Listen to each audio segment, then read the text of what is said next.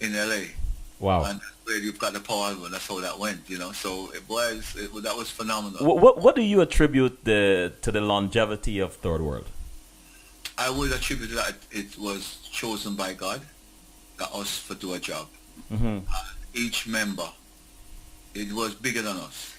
The message was that when we play, there was a hammer, it was a brotherhood.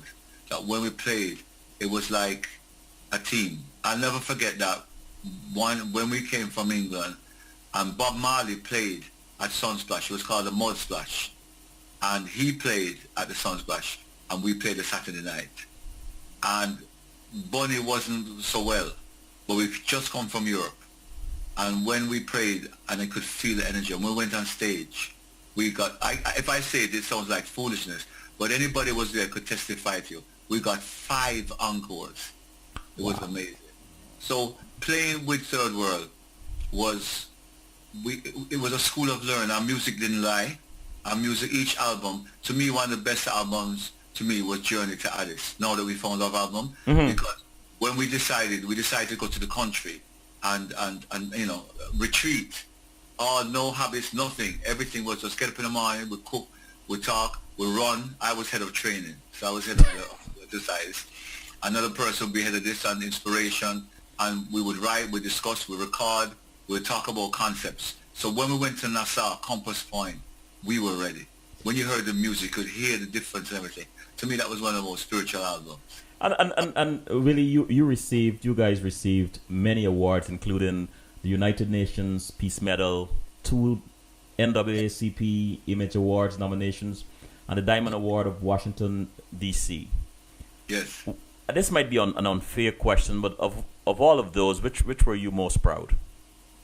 Well, all of them. Getting the UN award was good because it was for our music, Uh-huh. for our music that affected Africa. Because when people in South Africa, when they went to war, some of them they'll play Bob Marley, or when the ANC, when they had to fight for their own liberty, for their freedom, third world songs came in to help them to empower themselves.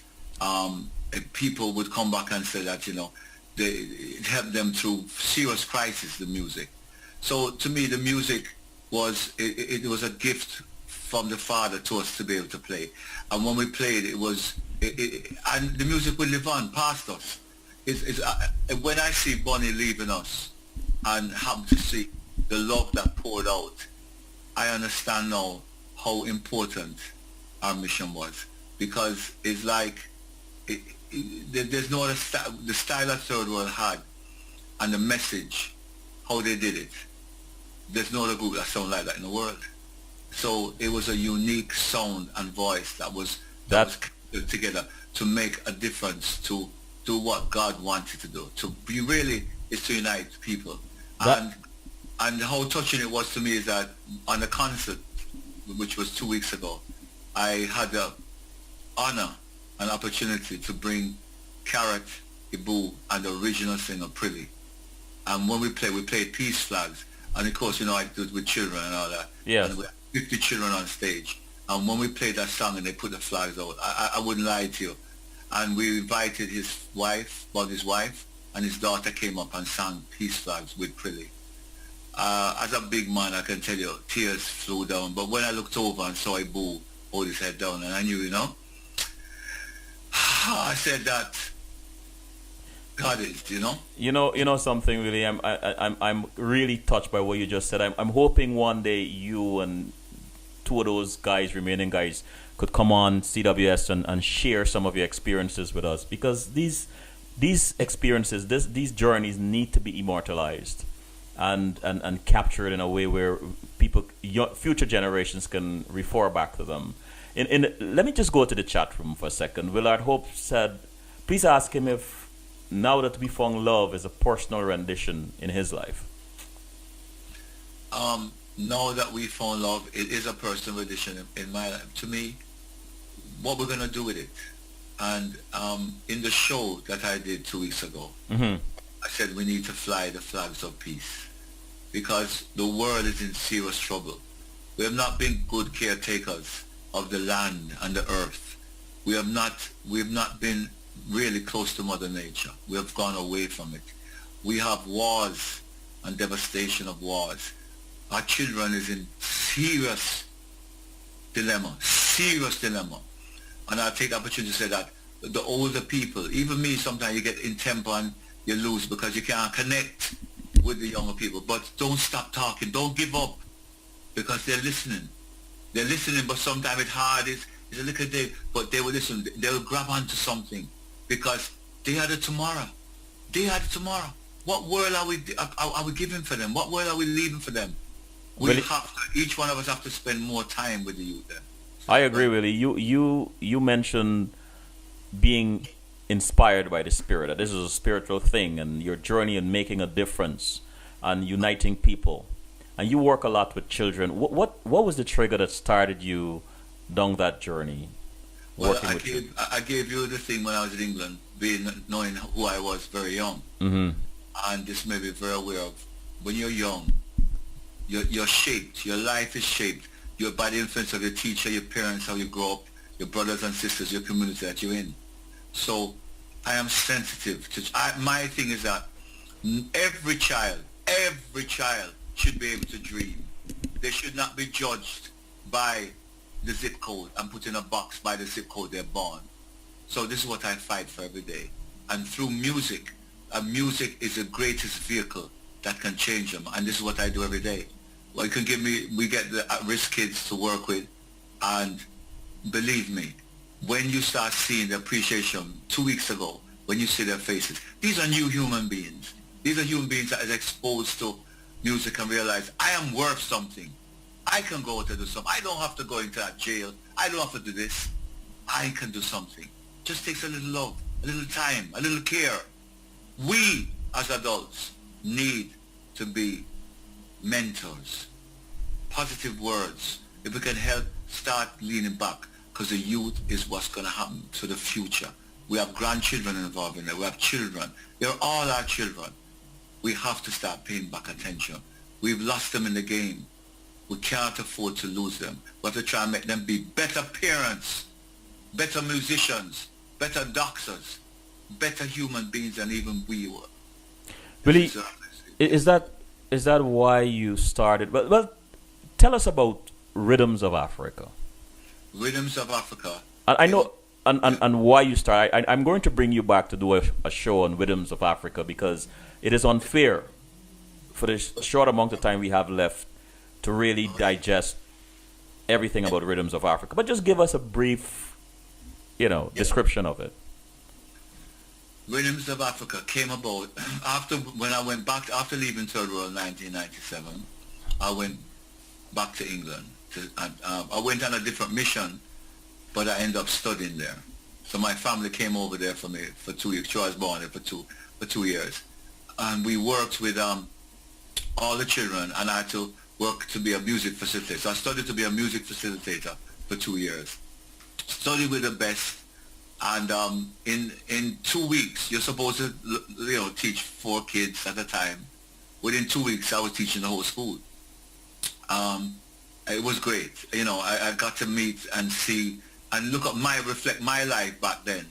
And I started to see where the importance is to be able to put some kind of music back in schools. But the type of teachers that would be motivators, type of teachers that would be passionate, type of teachers that really care.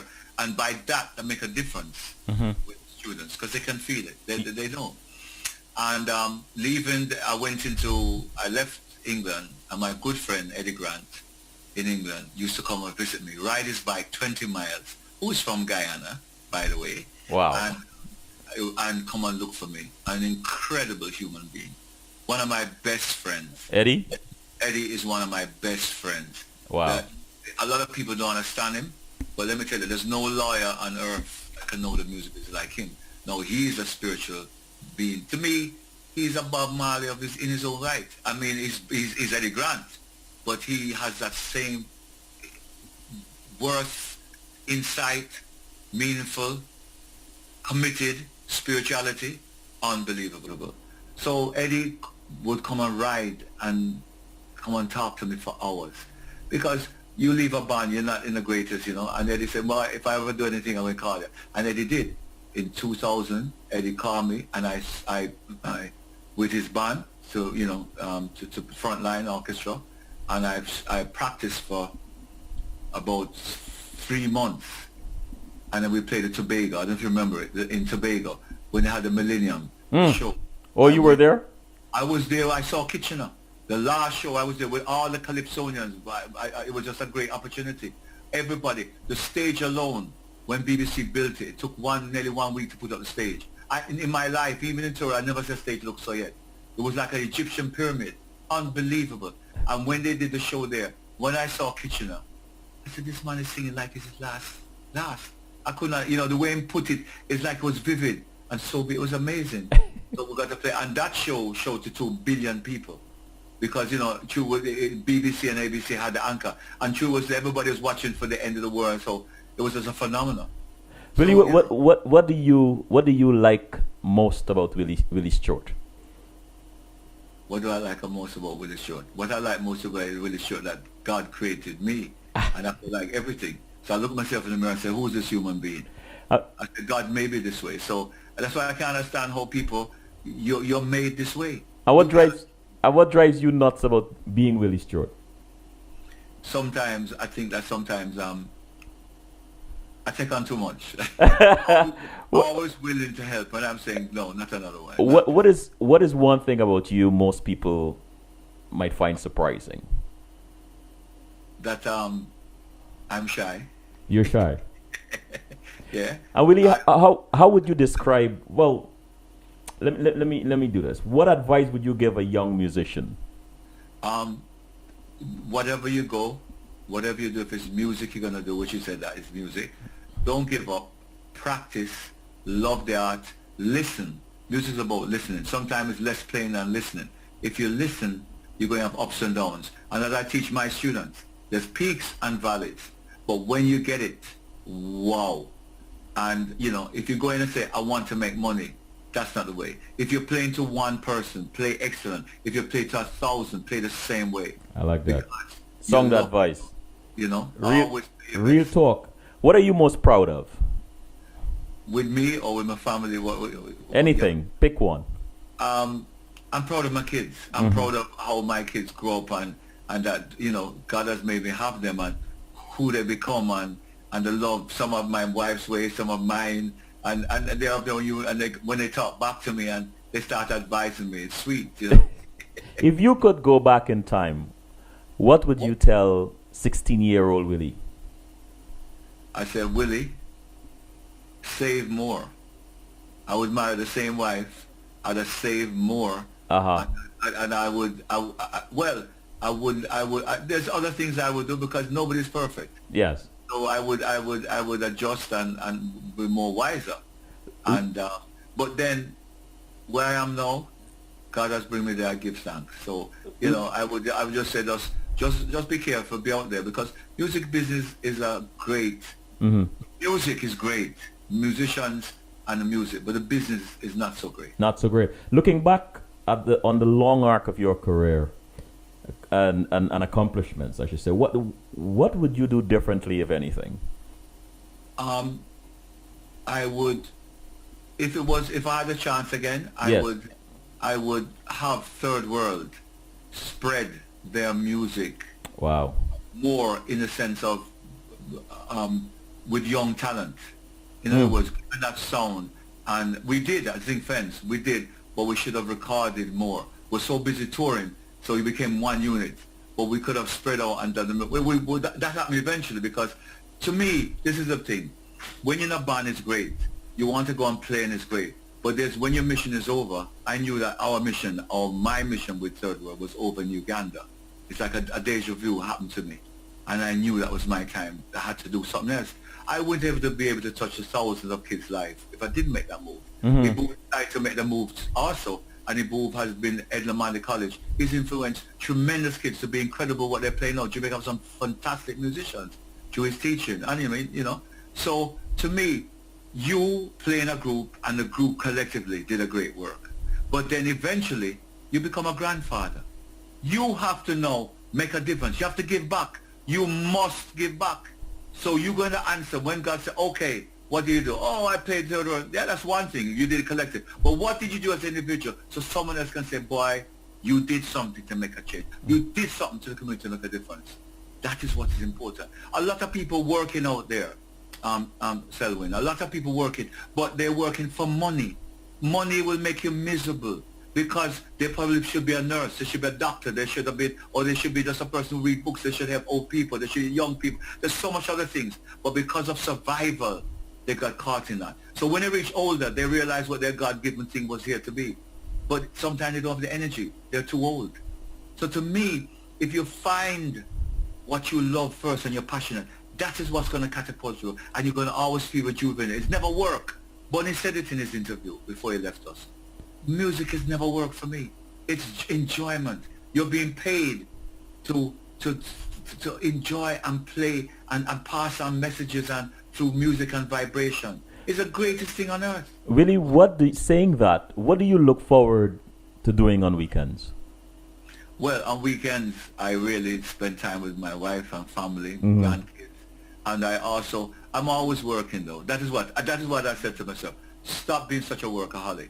Because I think I take on willing. So I take on too much. I need to shed that and enjoy life in a different way. I'm always working on something, finish Rhythms of Africa, you're finishing that. You're doing the next project, you're working. I'm always thinking ahead, and we're recording. It's like, but I guess it's good keeping busy. This next and last question, Willie, I am just curious to hear you answer this question. What makes you laugh out loud? What makes me laugh out? Yes, you're good at making other people laugh out loud. What makes you laugh out loud? What made me laugh? When I get a great funny joke, sometimes I was sitting in the airport and see someone walk past, so you see a child do something, and he said, "Whoa!" It just cracks you up. Good movies. Some of the good movies I cherry chase. Some of the comedians, them that are gone past, incredible. Richard Pryor gave some incredible jokes. Oh yeah. So I enjoy myself that way, because laughing is good for the spirit. Laughing is good for your body because it takes out the weight. It takes off sheds all that weight that's on top of you. William, I'm going to ask you something. First, let me just say it to you. Thank you so very much for spending this time with us. Let me tell you this, Sir Selwyn. I'm going to call you Sir Selwyn. You have now been the greatest interviewer that has existed. Oh, God. So when I look at your site, I saw so much people. I said, boy, you have to be good for listening to so much people. You love what you do. You're passionate about this. And your country, Guyana, should be very proud of you. And there should be youth that has to, you have to start a thing where them listen to you and them start their own programs. Yes. Because a lot of you simple, people think that you're going to do a lot of things. We're on internet. It could be just a simple telephone call thing. You're talking to someone, even Africa, and tell them what you're about. Pen pal, mentor. Mentor don't have to mean you have to spend a lot of money. You can spend an hour of your time a week. And it can change your life. So you're doing great work. So I want to congratulate you on a fabulous show. I'm glad that our mutual friend, Philip, your friend from Kids, Philip Elvin. I'm putting it out there. Yeah, man, Philip said you have to talk to my partner, man. You have to talk to him. And I think that you're doing a fabulous job with this and exposing. People see musicians and other people in different things and wonder how they get there. You get a false pride of false impression of how people really are. But when they get to talk like this, grassroots, sit down and talk freely without any ads have to come in and they're censored, then you really get the true thing. And this is how Africa was. I see you play a lot of African music. I love it. You love it. Yeah. And this is good because what happened in Africa is a community. People used to talk orally, the whole history, was passed, the griots. That's how the story was taken. So this is another way of being able to communicate. It's important for us to communicate. And that's how our children learn. That's how we learn. So it is important. So your work is very important, sir. And there's going to be a time when people won't be able to get on the show because there'll be a queue. There is actually a little queue now. Queue. There's a big queue.